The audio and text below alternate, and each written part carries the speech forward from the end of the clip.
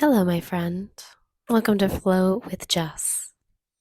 In true me fashion, it's been taking me a little bit longer to sit down to record, but what I've been playing with lately has been waiting for messages and things to strike me in order to come in and record.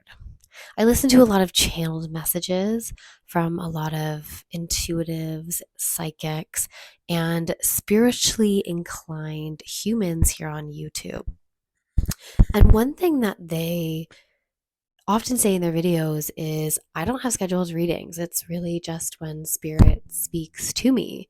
And I know I have to come on and record and share a message. And I've been playing with that because, the idea of Flow with Jess is simply to navigate the waters of my existence and to not create this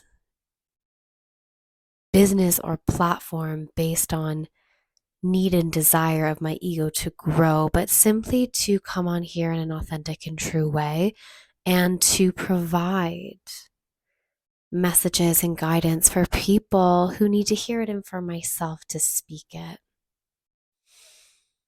And so today I was driving and I was at a red light and I took a look over to my right and someone had written on the side of a building quite a few lines actually, and in big letters, like it was like a read me kind of message.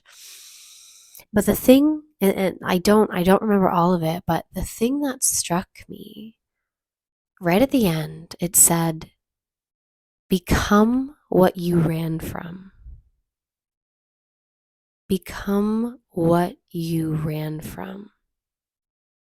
And I've been thinking about it non-stop for these past few hours, and I'm trying to work out, what does that mean to me?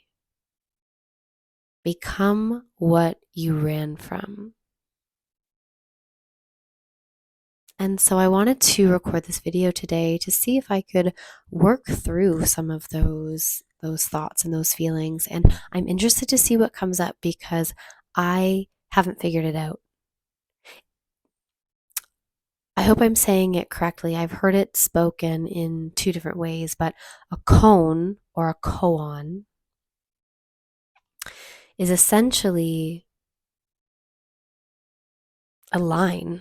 It's just something that is spoken and it's for someone to meditate on.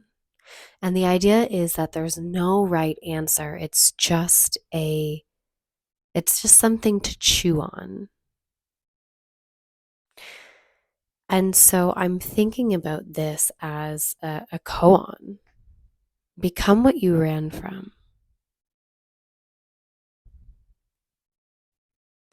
And initially it makes me think, okay, like what have I run from in my life? But I think it's more nuanced than that. And the way that I take it, what the scene, the vision that plays out in my mind is me when I was a young girl being in my corner bed with the door shut, being scared to breathe, scared to move because there was screaming and arguing and a lot of negative things going on in my house. And I just hid and I stopped breathing and I didn't say anything. And I think about how that transitioned into my growth and development. And I've in the past struggled with using my voice. Sometimes it feels like I can't breathe. It feels like my chest, my thoracic cavity is just completely blocked. There's also this element of being unable to handle conflict and to meet people head on, eye to eye, I want to run away. When there's conflict, I back myself up and I am afraid to be bold and brave and speak my truth.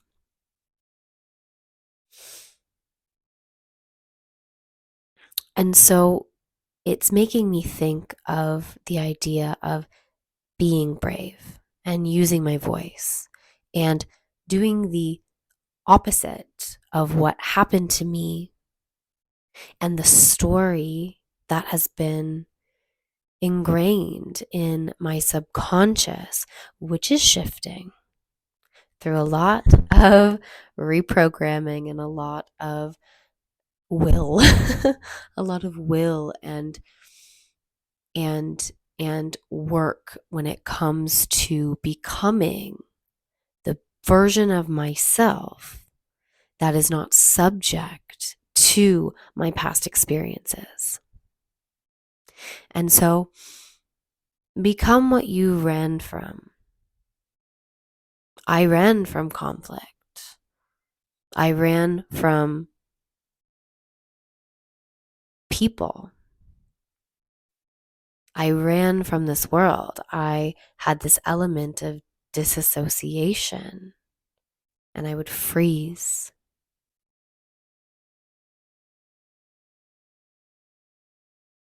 And what I'm working with these days is being present and becoming the person that that little girl was unable to be.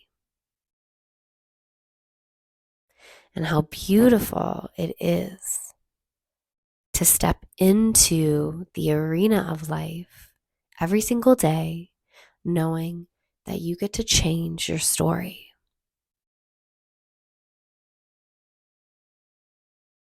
You don't have to have the same story that you had as a child. You don't have to hold on to the pain and the trauma. You get to choose the person that you want to be. You get to make that change.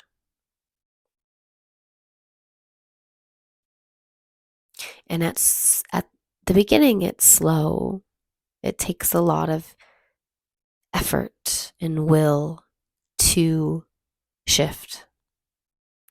But as you go down this path, there are these quantum leaps, is the language that is in my circle. And my understanding of that is just it taking less time than what you think it would. You basically are like, oh, it's going to take me a very, very long time to reach this version of myself.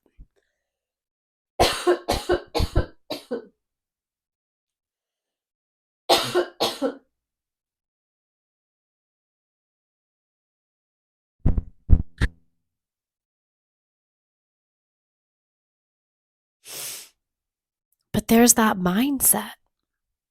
If you have that mindset that it's going to take you a very long time, you can easily convince yourself that it's not a path that you want to go down. Maybe it's not really worth it. But with that reprogramming, and you start to realize that you can change and shift, and you can step into and embody the qualities that you admire in others and that you want to have in yourself, no matter what's happened to you yesterday, a week ago, 10 years ago, or when you were a child. That fear is what is blocking your heart from being open. It is keeping you in this safety net.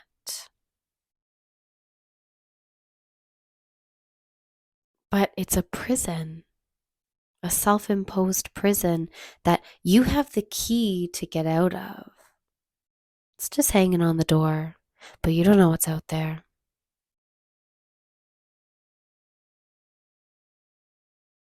You maybe think it's a trap. There's my key. I can just put it in the door and walk out of there. But then what? Who are you without your stories? Who are you without your safety net? What does it mean to be bold? What does it mean to be brave? What does it mean to be fully present in this life? What does it mean to create new dialogues in your mind, saying that you can and you will and you are?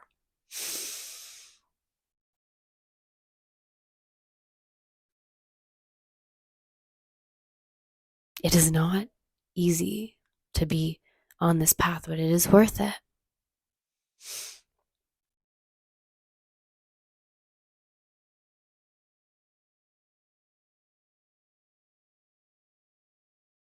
Become what you've run from.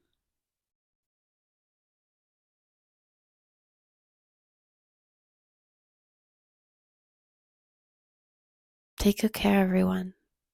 I'll see you soon.